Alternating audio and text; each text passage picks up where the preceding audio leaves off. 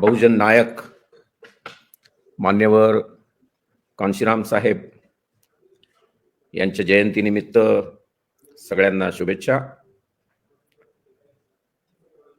भारताच्या राजकारणामध्ये मान्यवर कांशीराम साहेबांचं अनन्यसाधारण महत्व आहे आणि माझ्या दृष्टिकोनातून ते महत्व हे बहुजनांसाठी आहे. एक नवीन कन्सेप्ट जन्माला आली ज्याला आपण म्हणतो सोशल इंजिनिअरिंग. आता आपण जर बॅकग्राऊंड बघितलं की हे सोशल इंजिनिअरिंग मुळामध्ये करावं का लागलं तर आपल्या लक्षात येईल की भारतीय राजकारणामध्ये SC, ST, OBC, मायनॉरिटीज यांचं प्रतिनिधित्व जे आहे ते प्रतिनिधित्व पुणे करारामुळे खऱ्या प्रतिनिधित्वाकडून भ्रामक प्रतिनिधित्वामध्ये रूपांतरित झालं आणि या भ्रामक प्रतिनिधित्वामुळे सगळ्यात महत्वाचं नुकसान जे झालं, उदाहरणच घ्यायचं म्हटलं तर 131 लोकसभेचे खासदार, हे 131 लोकसभेचे खासदार हे मनुवादी पक्षांमधून निवडून जातात. म्हणजेच ते तिथे बाजू जी काही मांडतात किंवा मांडू शकतात ती समाजाच्या फायद्याची नसून ती बाजू ज्या पक्षातून ते निवडून जातात त्यांची तळी उचलून धरण्यासाठी मांडली जाते किंवा ज्यांचा पाठिंबा त्यांना मिळतो, जे त्यांना ते सदस्यत्व बहाल करतात, त्यांची तळी उचलून धरण्यासाठी आपल्या अस्तित्वाचा किंबहुना अस्मितेचा ते लिलाव करतात. अर्थात त्यांना वाटतं की त्यांनी तो त्यांचा लिलाव केला आहे, परंतु माझ्या दृष्टिकोनातून तो समाजाचा लिलाव मांडलेला असतो. ही परिस्थिती झाली आपली पुणे करारामुळे. मग आता पुणे करारावरती निर्माण होणारी परिस्थिती किंवा ती परिस्थिती अशी निर्माण होईल, बाबासाहेब व्यथित अंतकरणाने पुणे करारानंतर यातून मार्ग कसा काढायचा, कोंडी कशी फोडायची, आणि ते कोंडी फोडण्यासाठीचं तत्व जे बाबासाहेबांनी आपल्याला दिलं ते आहे बार्गेनिंगचं राजकारण. आणि हे बार्गेनिंगचं राजकारण जे आहे, बार्गेनिंग करणं, लॉबिंग करणं, तडजोड करणं, तत्वाशी तडजोड नाही तर तत्व तीच कायम ठेवायची. कोणाच्या वळचणीला बांधलं न जाता आपलं अस्तित्व राजकीय दृष्ट्या टिकवायचं. आणि हे बार्गेनिंगचं राजकारण एका वेगळ्या पातळीवरती घेऊन जाण्यामध्ये जर कोणी यशस्वी झालं असेल तर मी समजतो बहुजन नायक मान्यवर कांशीराम साहेब त्यामध्ये फार मोठ्या प्रमाणात यशस्वी झाले. एकूणच त्यांच्या पूर्ण कार्यकाळाचं आपण जर विश्लेषण केलं तर ते टप्प्याटप्प्याने उत्क्रांत होत गेलं. पहिल्यांदा तर ज्या काही पुण्याच्या संस्थेमध्ये ते काम करत होते त्या संस्थेमधले दिनाभामा DK खापर्डे साहेब यांनी तिथे जी SC, ST, OBC, मायनॉरिटीज यांच्या संघटनेची रुजवात केली होती आणि अतिशय कणखर असं धोरण घेतलं होतं. त्या धोरणाला रचनात्मक स्वरूप मान्यवर कांशीराम साहेबांनी दिलं आणि तिथे त्यातून त्यांना ही गोष्ट प्रकर्षाने लक्षात आली. अर्थात त्याच्या मागे बाबासाहेबांचं ॲनिहिलेशन ऑफ कास्ट हे पुस्तक आहेच. त्याचं अनेकदा वाचन केल्यानंतर कास्ट या देशातून नष्ट करता येत नाहीत. बाबासाहेबांचं म्हणणं आहे की ते नष्ट झाल्याशिवाय पुढे काहीच मार्ग नाही. ही कास्ट जी आहे ती जर नष्ट करता येत नसेल तर आपण 85 आणि 15 असं समीकरण मांडण्याची गरज आहे. 85% बहुजन आणि 15% या देशातले जात दांडगे. मग ह्या 85% बहुजनांचं एकत्रीकरण करणं आणि त्या एकत्रीकरणातून सत्तेच्या चाव्या आपल्या हातात घेणं आणि त्या एकत्रीकरणासाठी जातीपातीच्या पलीकडे जाऊन जिसकी जितनी संख्या भारी उसकी उतनी हिस्सेदारी. आपली 85% संख्या आहे. 22.5% राजकारण करता येत नाही. 85% संख्येने जर आपण राजकारण केलं तर आपण मुख्यमंत्रीच काय या देशाचे प्रधानमंत्री सुद्धा बनू शकतो. झाल्याच ना मायावती मुख्यमंत्री. एकदा दोनदा नव्हे, तब्बल 4 वेळा, 4 टर्म्स. त्यामुळे हे समीकरण जे आहे सोशल इंजिनिअरिंगचं, या समीकरणाला एक चांगल्या प्रकारचा आकार देण्याचं काम मान्यवर बहुजन नायक कांशीराम साहेबांनी केलं. त्यांची आज आपण जयंती साजरी करत आहोत. यामध्ये एक गोष्ट प्रकर्षाने लक्षात ठेवणं गरजेचं आहे. त्यांचा जो काही एक उत्क्रांत होणारा राजकीय उत्क्रांती त्यांच्या कामामध्ये, त्यांच्या कार्यप्रणालीमध्ये, ज्यामध्ये जशी ही असोसिएशन होती SC ST OBCची, त्याचं रूपांतर बामसेफ मध्ये करण्यात आलं, फेडरेशन मध्ये करण्यात आलं. आणि ह्या फेडरेशनच्या रूपांतरानंतर पुढे जाऊन त्यांनी DS4 दलित शोषित समाज संघर्ष समिती DS4 1981 ला स्थापना केली. बामसेफ पण सुरुवातीला आणताना त्यांनी एक कन्सेप्टचा पिरियड घेतला आणि तो जवळजवळ 5 वर्ष पिरियड घेतला त्यांनी, 72 पासून 78 पर्यंत. 78 ला ती कार्यप्रवण झाली, कार्यगत झाली आणि त्यानंतर 81 ला ही DS4 नंतर 84 ला सगळ्यात महत्वाची राजकीय पटलावरची पार्टी जन्माला आली, ज्याला आपण म्हणतो बहुजन समाज पार्टी. मागे वळून पाहिलं नाही त्यानंतर. दरम्यानच्या काळामध्ये कांशीरामजी यांना एका फार महत्वाच्या सभेमध्ये तडाखेबंद भाषण करणारी एक युवती दिसली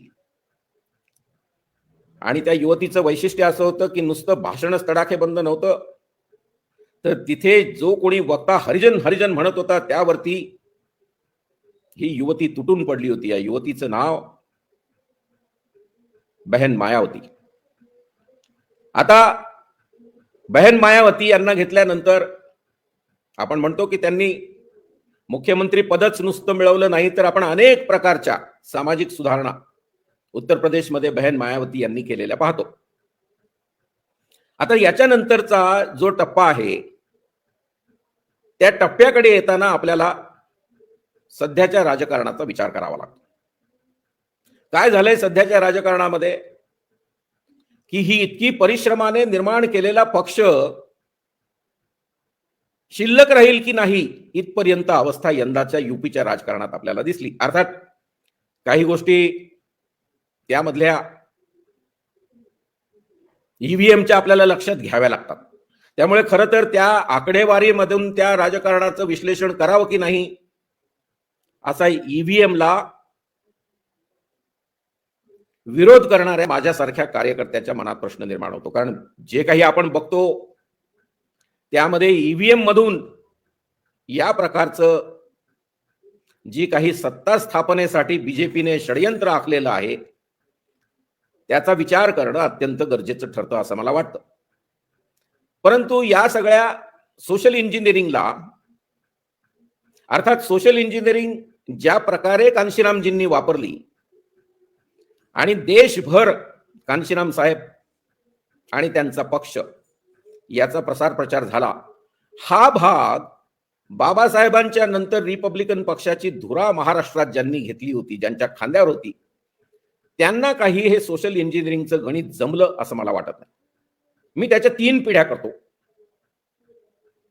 पहिली पिढी बाबासाहेबांच्या नंतरची लगेचची, ज्यात आपण म्हणतो R D Bhandare, B C Kamble, Dadasaheb Rupwate, barrister Khobragade.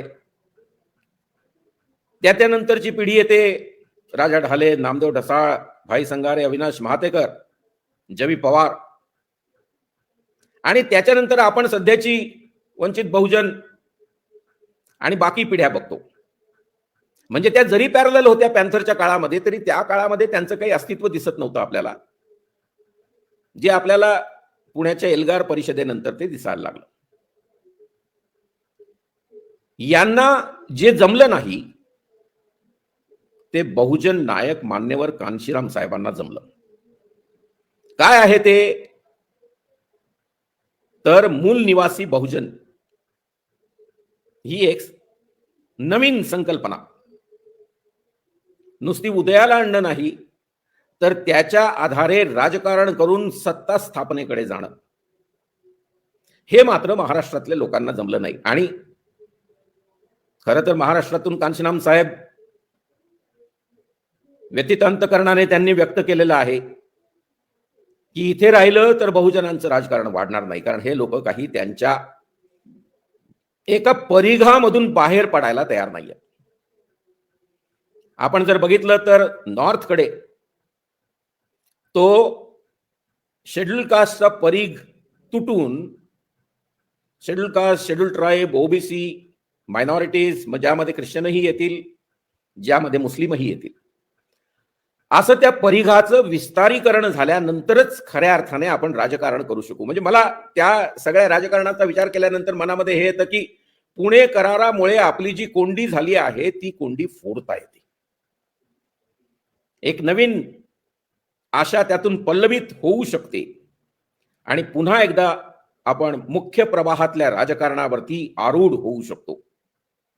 हे सगळ्यात महत्वाचं तत्व नुसतं संकल्पनेच्या पातळीवरती नाही, तर प्रत्यक्ष राजकारणातून यश घेऊन सत्ता स्थापनेच्या पातळीपर्यंत आपण जाऊ शकतो. ही एक फार मोठी बहुजनांमध्ये आशा पल्लवित करणारी बाब मान्यवर कांशीराम साहेबांनी दाखवून दिली. फक्त त्यांचा त्यामधला जो त्यांच्यावरती प्रखर टीका केली जाते ती ज्या प्रकारे त्यांनी बीजेपीशी साटलोट केलं,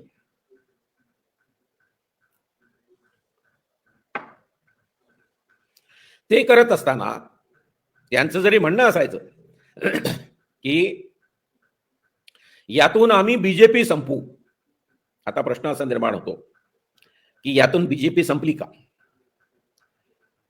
त्याच्या पुढे जाऊन कांशीराम साहेबांच्या मृत्यूनंतर 6 ऑक्टोबर 2006 ला कांशीराम साहेबांचा मृत्यू झाला.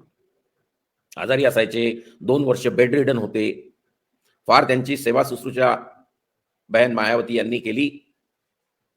शेवटी निसर्गाच्या पुढे कोणी जाऊ शकत नाही, कारण त्यांना फार मोठ्या प्रमाणात डायबिटीस होता.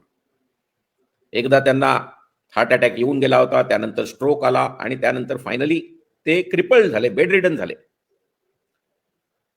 त्यांच्या जाण्यानंतरचा जो भाग आहे तो माझ्यासाठी ऑब्जेक्शनेबल आहे. जसं कांशीरामजी म्हणत होते की आपल्याला बीजेपी संपवता येते, कारण जेव्हा जेव्हा बीजेपीशी साटलोट केलं तेव्हा तेव्हा कमी सीट्स असतानाही बहन मायावतीजी मुख्यमंत्री झाल्या. पण 2007 ला त्यांनी पूर्ण सत्ता ताब्यात घेतली खरं तर आपण म्हणाल की यामध्ये आनंद असला पाहिजे, पण मला त्यात आनंद नाहीये. आनंद यासाठी नाहीये की ती एक घोषणा जन्माला आली आणि त्या घोषणेमध्ये त्यांनी बीजेपी बाजूला राहिली, ब्राह्मणांची साथ संगत सुरू केली. बाबासाहेबांचं जरी त्या संदर्भामध्ये आपण जोपर्यंत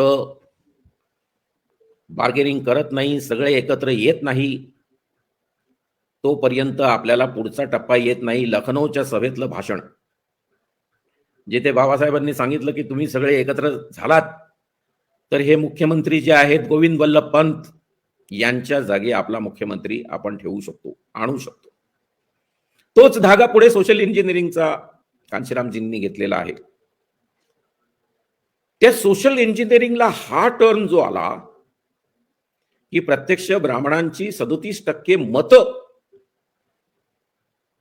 हाथी नाही गणेश है, ब्रह्मा विष्णू महेश है, माझ्यासाठी ही घोषणा बीएसपी नष्ट होण्याची घोषणा होती आणि त्याचं परिणाम आताच्या इलेक्शन मध्ये आपल्याला मिळालेले आहेत. ब्राह्मण जेव्हा तुमच्यामध्ये येतो, बार्गेनिंगचं नाही, ते पार्टीचं बार्गेनिंग असतं, तो पार्ट वेगळा, परंतु तो प्रत्यक्ष तुमच्या संघटनेमध्ये सामील जेव्हा होतो तेव्हा तो आतून संघटना पोखरायला, सुरुंग लावायला आणि नष्ट करायला सुरुवात करतो. आताचं इलेक्शन जर आपण बघितलं तर हे ब्राह्मण आत आल्यामुळे हे सगळं नष्टचर्य आहे की काय, अशा प्रकारचं एक संशोधनात्मक विश्लेषण आपल्याला मांडता येईल. आता तर आपण बघतो की मायावतीजी भाषण करतानाही सगळं लिहिलेलं असतं. अगदी शेवट जर पत्रकार परिषदेमध्ये प्रश्नोत्तर सुरू झाली तर उठतात, निघून जातात, अर्ध कच्चं उत्तर देतात, जे ट्रम्पचं पण आपण बघायचो. तशा प्रकारची अवस्था त्यांची यामुळे निर्माण झाली की त्यांच्या सोबत असलेल्या ब्राह्मणांनी त्यांना त्यांच्यावरती अवलंबून राहण्याची पाळी आणली. एक वैशिष्ट्य आहे. आणि हा धोका तुमच्या परिपक्वतेमध्ये तुम्हाला लक्षात आला नाही, याचा अर्थ तुमची कुठेतरी परिपक्वता कमी पडली का?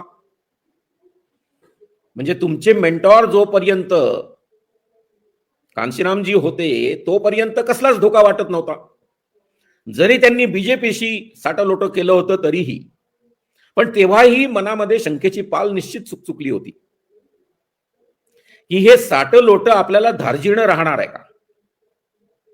त्याच्या पलीकडे जेव्हा जाऊन त्या बीजेपीचा जो मुख्य अंश आहे, ब्राह्मणी अंश, त्यालाच जेव्हा आपण आपल्यामध्ये सामील करून घेतलं,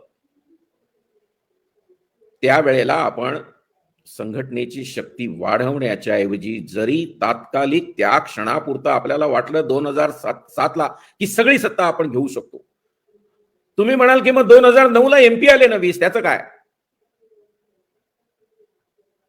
हे गणित काही काळासाठी लागू होऊ शकतं, दिसायला अतिशय गोंडस दिसतं, पण प्रत्यक्षात ती विषवल्ली असते असं माझं स्पष्ट मत आहे. आणि आपल्याला तो भाग आता सर्वजन हिताय सर्वजन सुखाय, अरे मग जी काही पूर्वपीठिका बाबासाहेबांनी निर्माण केली होती, जी तार पकडून कांशीरामजी पुढे निघाले होते, तो पार्ट तुमच्या राजकारणामध्ये शिल्लक राहिला का? की त्यातून तुम्ही काहीतरी पुढचा टप्पा घेण्याच्या नादामध्ये स्वतःचं अस्तित्व पूर्णतः हरवून बसलात? मला असं वाटतं याचं एक शास्त्रशुद्ध राजकीय विश्लेषण होण्याची गरज आहे.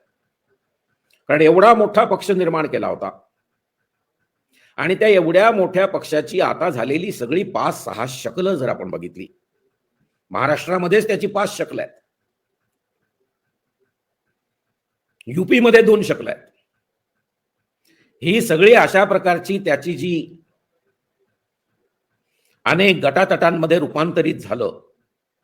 जसं आपण बघितलं की आरपीआय ला जी घरघर लागली, त्याचे जसे 7-8 फॅक्शन झाले, तशाच प्रकारचे बीएसपीचे 7-8 फॅक्शन व्हावे कांशीरामजींच्या पश्चात. मला असं वाटतं की या 3 गोष्टी पॅरलली थिंक टँक कडून याचं विश्लेषण होण्याची गरज आहे. एक, मायावतींनी सर्वजन हितायचं घेतलेलं धोरण. 2, कांशीरामजी गेल्यानंतर बीएसपीची झालेले तुकडे. 3, आरपीआयचे झालेले तुकडे. आणि तरीही तुकडे झाल्यानंतरही त्या तुकड्यांनी आपल्या ध्येय धोरणामध्ये न केलेले बदल. आता आपण असं म्हणूया की वंचित बहुजन आघाडी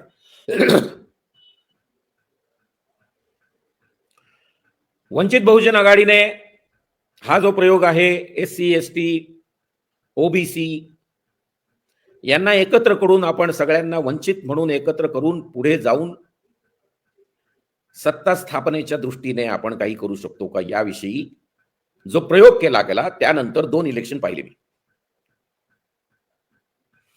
जे 2014चं इलेक्शन झालं त्यामध्ये पण मी सहभागी झालो, खासदारकी लढवली. त्यानंतरचं जे इलेक्शन झालं, सध्याचं सरकार अस्तित्वात आलं, त्या काळामध्ये तर मी बीएसपीच्या तिकिटावर खासदारकी लढवली. त्यातून मिळालेले विदारक अनुभव सुद्धा मी आपल्याशी थोडेसे शेअर करेन,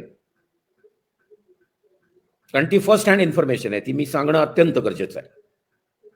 पण दुसऱ्या बाजूला जी वंचित आघाडी, त्या वंचित आघाडीचा जर आपण विचार केला तर आपल्या लक्षात येईल की त्यांनाही इलेक्शनच्या काळामध्ये अपेक्षित आपल्याला जे होतं बार्गेनिंग, जे बाबासाहेबांचं तत्व आहे, आणि त्या तत्वाचं कारण पोस्ट पुणे करार स्ट्रॅटेजी. पुणे कराराच्या पश्चात तुमची स्ट्रॅटेजी काय असावी, ते बार्गेनिंग कसं केलं जावं, हे बार्गेनिंग त्या स्पिरिटने झाल्याचं मागच्या 2 इलेक्शनमध्ये, एक लोकसभेचं आणि दुसरं विधानसभेचं, यात आपल्याला दिसलं नाही. मग मी असं म्हणेन की ही 2 महान माणसं, डॉक्टर बाबासाहेब आंबेडकर आणि त्यांचं बार्गेनिंगचं तत्व घेऊन पुढे निघालेले कांशीरामजी, या 2 माणसांनी जो अनुभव स्वतःच्या गाठीला बांधला होता आणि त्या अनुभवाची शिदोरी जी आपल्याला ते सोडून गेले, कांशीरामजी बामसेफसाठी, बाबासाहेब आंबेडकर आरपीआय साठी, ती शिदोरी आपल्याला व्यवस्थित वाचता आली का, त्यातून आपल्याला पुढचा टप्पा घेता आला का, आणि तो पुढचा टप्पा आपण जर घेऊ शकलो नाही तर येणाऱ्या भविष्यामध्ये आपण कधीतरी सत्तेतला सहभाग चाखू शकतो का, माझ्यासाठी पडलेले प्रश्न आहेत. महाराष्ट्राचं बघितलं तर आपण दारुण पराभवाला सामोरे गेलो, वंचित आघाडीने पाहिलं. त्यानंतर आपण काय शिकणार आहोत, युपीचं बघितलं किंवा नॉर्थचं बघितलं किंवा देशाचंच बघितलं, तर दोन्ही इलेक्शन मध्ये खासदारकीच्या 14 पासूनच्या आपण पुन्हा दारुण पराभवाला बीएसपीच्या प्लॅटफॉर्मवरती सामोरे गेलो. म्हणजे दोन्ही बाजूला पॅरलल बघा, आणि या दोन्ही बाजूला आपली झालेली चूक मात्र कॉमन आहे. आणि ते चूक जी आहे ते आपल्याला बहुजनांचं राजकारण बार्गेनिंगच्या सहाय्याने कसं करावं हे आपल्याला समजलं नाही. आणि ते बार्गेनिंगच्या सहाय्याने करण्यासाठी मी असं म्हणेन की लखनौच्या सभेतलं बाबासाहेबांचं भाषण आणि जीबी पंतांना खाली उतरवू शकतो आपण, आपला माणूस बसवू शकतो. किंवा कांशीरामजींना जेव्हा वाजपेयींनी सांगितलं, ऑफर दिली राष्ट्रपती होण्याची, तेव्हा कांशीरामजींनी जे मत मांडलं त्यामध्ये त्यांनी म्हटलं, राष्ट्रपती क्यों, प्रेसिडेंट क्यों, प्राइम मिनिस्टर क्यों नहीं. म्हणजेच आपण बार्गेनिंगच्या तत्वाने नुसतं सीएमच नाही तर आपण पीएमही बनू शकतो. मग ह्या बार्गेनिंगच्या तत्वाचं आता जर BSP ला वाटत असेल की आम्ही जे काही सर्वजन हितायचं तत्व घेतलं ते बार्गेनिंगचं आहे, दे आर ॲट फॉल्ट. ही त्यांची मिस्टेक आहे आणि ही अंडरस्टँडिंगची मिस्टेक आपल्याला करेक्ट करावं लागेल. का त्यांची थिंक टँक त्या संदर्भामध्ये बहन मायावतीजी यांच्याशी बोलत नाही? त्यांच्यापर्यंत हे बार्गेनिंगचं तत्व ज्या पद्धतीने बार्गेनिंग केली पाहिजे त्या पद्धतीने का मांडत नाही? किंवा महाराष्ट्रातली थिंक टँक वंचित आघाडी बहुजन आघाडीचे सर्वेसर्वा यांच्याशी बोलून त्यांना चर्चेत सहभागी करून घेऊन, हे पहा अगदी सिंपल आहे, थिसिस, सिंथेसिस, पुन्हा थिसिस. आपण प्रमेय मांडतो, कधी कधी जरी आपल्याकडे प्रॅग्मॅटिझम असेल, प्रॅक्टिकल त्याचा आस्पेक्ट डोळ्यासमोर ठेवून आपण पुढे जाताना काही गोष्टी आपल्याला प्लस मायनस कराव्या लागतात, 19-20 करावा लागतो, ज्याला आपण सिंथेसिस म्हणतो. पण ते सिंथेसिस नंतर पुन्हा एकदा तो सिंथेसिस जो असतो तो थिसिस बनतो. मार्क्सियन थिअरी आहे. मी हे थिओरायझेशन यासाठी करत आहे की आपल्याला भविष्य आहे की नाही, कारण दोन्ही बाजूला दारुण पराभव आहे. महाराष्ट्रामध्ये आहे, देशाच्या पातळीवर आहे, दोन वेगळे पार्ट आहेत. दोघांमधली कॉमनॅलिटी एक आहे की त्यांना बार्गेनिंग समजलेलं नाही. मग ही बार्गेनिंग एका राष्ट्रीय पातळीवरती आपण थिंक टँकच्या मार्फतीने आजच्या काळामध्ये चर्चेच्या मार्फतीने आपण जर ही बार्गेनिंग एक्झॅक्टली कशी केली जावी, अगदी कॉन्फिडेंटली जसे बहुजन नायक मान्यवर कांशीरामजी म्हणायचे की आपण जर हे तत्व व्यवस्थित वापरलं, बघा टप्प्याटप्प्याने वापरत गेले ते. पहिल्यांदा तर महाराष्ट्रामध्ये जे काही फक्त एका जातीभोवतीचं कोंडाळं केलं होतं, त्यातून जे त्यांच्या लक्षात आलं की हे कोंडाळं फोडणं गरजेचं आहे. बाकी सगळ्यांना आपण सोबत जोपर्यंत घेत नाही तोपर्यंत आपण 22.5% राजकारण करू शकत नाही. आता मागच्या इलेक्शन मध्ये काय वल्गना आपण ऐकत होतो, मुख्यमंत्री अमका होईल, होम मिनिस्टर तमका होईल. अरे 22.5% तुम्ही मुख्यमंत्री होम मिनिस्टर असं होता येत नाही. तत्वाला तिलांजली देऊ नका. बाबासाहेबांच्या तत्वाशी कुठल्याही प्रकारे प्रतारणा करू नका. परंतु when it comes to election you have to have your own understanding of bargaining. ते अंडरस्टँडिंग जोपर्यंत परिपक्वतेकडे जात नाही तोपर्यंत आपल्याला पुढचे टप्पे राजकारणात येतील असं मला वाटत नाही. यावरती एक सिरियस थिंकिंग करण्याची गरज आहे. आणि ज्या प्रकारे भारतीय राजकारणामध्ये एक नवीन प्रघात निर्माण करू शकणारा महान नेता, अशा प्रकारे कांशीरामजी यांच्या मृत्यूनंतर जेव्हा मनमोहन सिंगांनी अभिप्राय दिले, आपण कुठेतरी त्यातूनही शिकलं पाहिजे की आपण फक्त स्वतःच टुमणं वाजवायचं, तुंतुणं वाजवायचं, त्याऐवजी आपण स्वतःकडे साक्षी भावाने बघायला कधी शिकणार आहोत? आपण स्वतःकडे तिराहिताच्या नजरेने बघायला कधी शिकणार आहोत? आणि ज्या वेळेला आपण स्वतःकडे तिराहिताच्या नजरेने बघायला शिकू, त्यावेळी आपण खऱ्या अर्थाने आपला पराभवाचं विश्लेषण करण्यामध्ये यशस्वी होऊ. आणि ज्यांना पराभवाचं विश्लेषण करता येत नाही, जे हेकट पद्धतीने स्वतःच्याच मताने पुढे जाण्याचा विचार करतात, चार चौघांना सोबत घेत नाहीत, त्यांचे विचार घेत नाहीत, साधक बाधक चर्चा करत नाहीत, मला वाटत नाही ते समाजाची धुरा सांभाळण्यासाठी समर्थ आहेत. कारण ही धुरा सांभाळण्यासाठी लोकशाहीच्या मार्गाने जेव्हा आपण जात आहोत तेव्हा पक्षांतर्गत लोकशाही ही तितकीच महत्वाची ठरते. आपल्या कार्यकर्त्यांचं काय म्हणणं आहे आणि नंबर 2 कोण असणार आहे, नंबर 3 कोण असणार आहे, याचीही तयारी करावी लागते.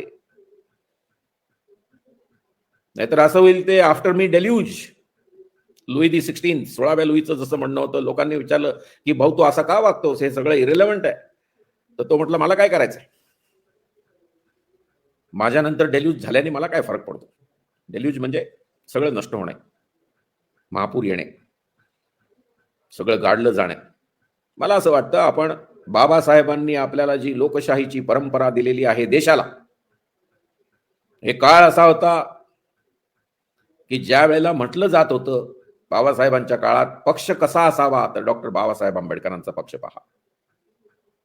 राजकारण कसं करावं, तर डॉक्टर बाबासाहेब आंबेडकर जसं करतात त्या प्रकारे राजकारण केलं जावं. आता कदाचित अगदी उलट्या दिशेने सुद्धा म्हणत असतील राजकारण कसं नसावं, तर आताचे जे प्रतिनिधी पक्ष आहेत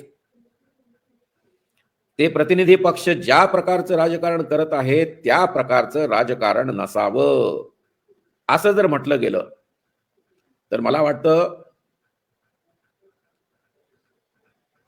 आपल्याकडे जर अंगुली निर्देश झाला कसं नसावं, तर आपण फक्त असं म्हणू का, असं म्हणायचं का की ते मुद्दाम आपल्याला हिणवण्यासाठी म्हणत आहेत.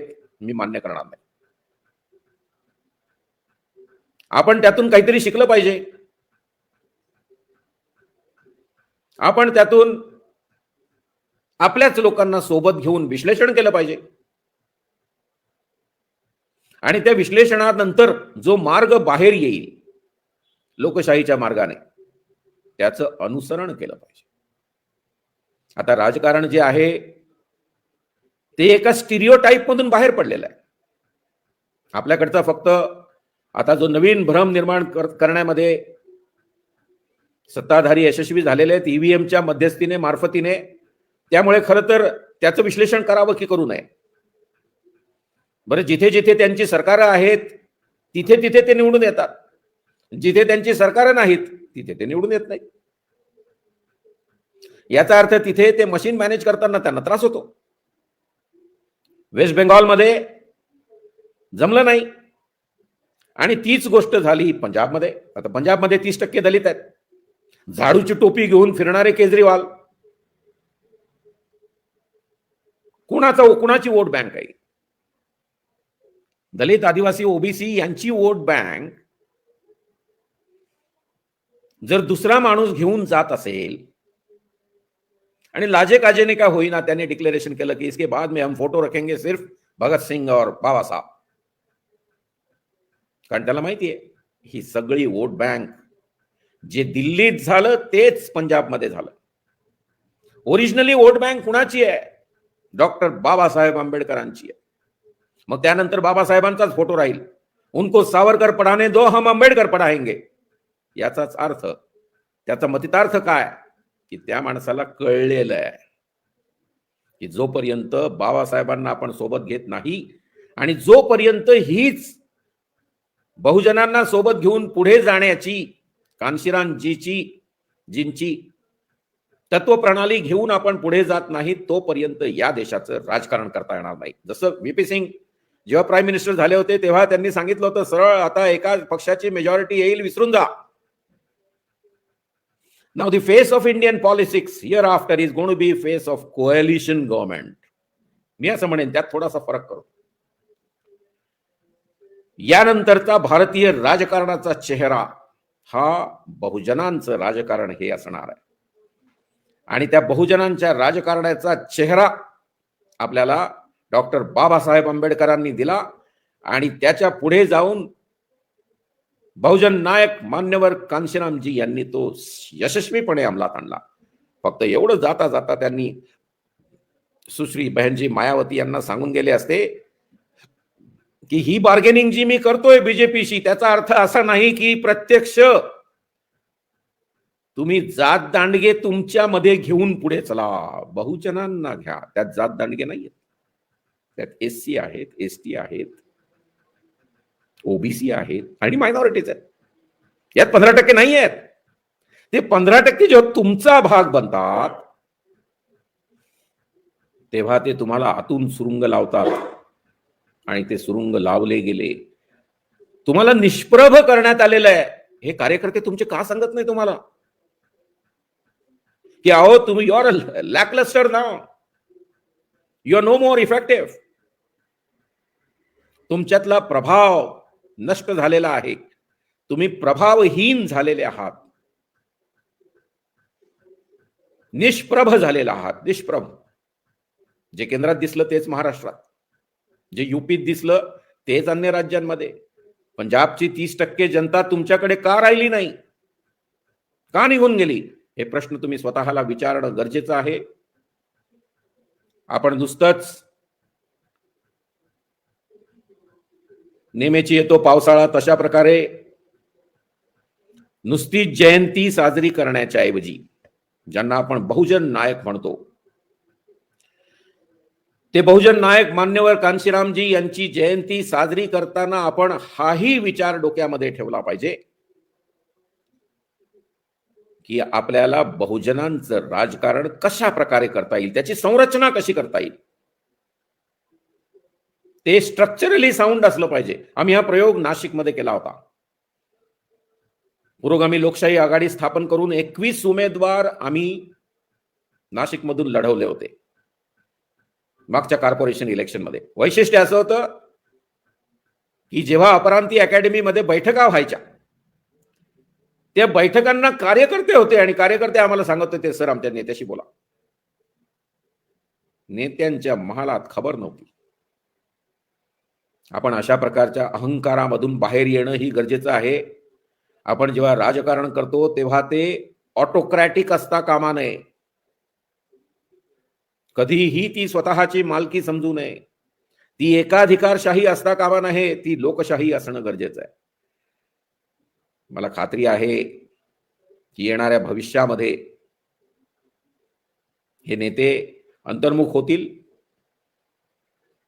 आपल्या कार्यकर्त्यांची मतांची चाचपणी करतील आणि त्यांनी जर टीका केली तर ती टीका ऐकून घेण्याची सहनशक्ती ठेवतील आणि त्यानुसारच येणाऱ्या भविष्यात ही नेते मंडळी वर्तन करतील. कारण हा फक्त नेत्यांच्या अस्तित्वाचा प्रश्न नाही, हा त्यांच्या पक्षांच्या अस्तित्वाचा प्रश्न नाही. एका बाजूला आरपीआयचे 5, दुसऱ्या बाजूला बीएसपीचे 7-8, आरपीआयचे पण तितकेच.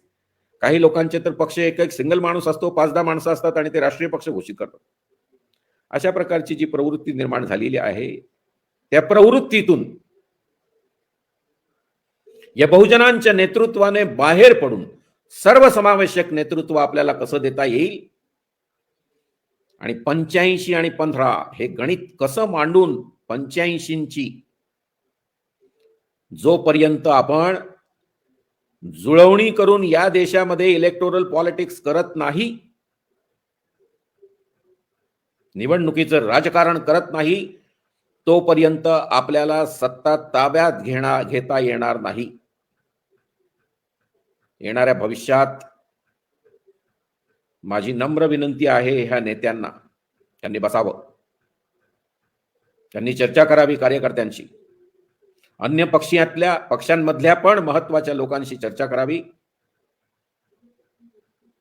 आणि राजकारण हे स्वतःचं कुरण आहे असं न मानता, तो समाजाच्या अस्तित्वाचा प्रश्न आहे असा व्यापक दृष्टिकोन लक्षात घेऊन पुढची आखणी करून सत्तेमध्ये सहभाग नोंदवावा. ते नोंदवतील अशी सदिच्छा व्यक्त करतो. जय भीम, जय भारत.